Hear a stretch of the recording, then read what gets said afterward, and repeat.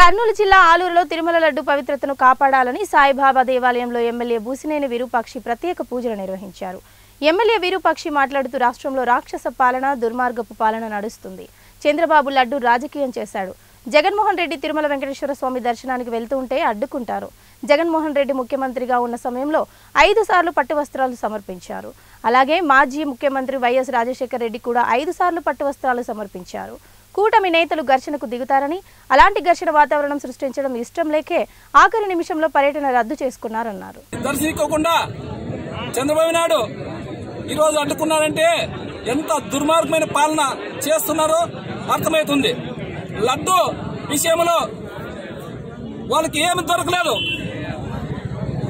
వాళ్ళ పరిపాలనలోనే జూన్ 12వ తారీఖు bid open అయితే ఆ పరిపాలన ఎవరు అది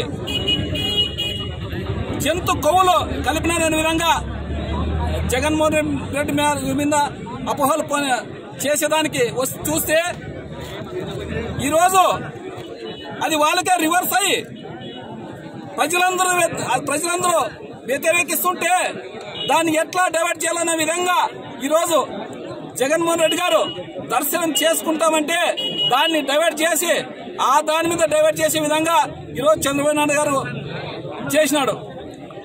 ఎందుకంటే మనం చూస్తుంటాం ఆయన ఇట్లా డైవర్ట్ చేసే దాంట్లో ప్రవీరుడు. ప్రతి ఒక్కరాన్ని ఏదన్నా వచ్చిందంటే దాన్ని డైవర్ట్ చేసే విధంగా చేస్తుంటాడు. ఇదే ఈరోజు మా జగన్మోహన్ రెడ్డి గారు, మా వైవి సుబ్బారెడ్డి అందరూ ఆయన కానీ వాళ్ళు సుప్రీంకోర్టు జడ్జి దగ్గర ఆయన ద్వారా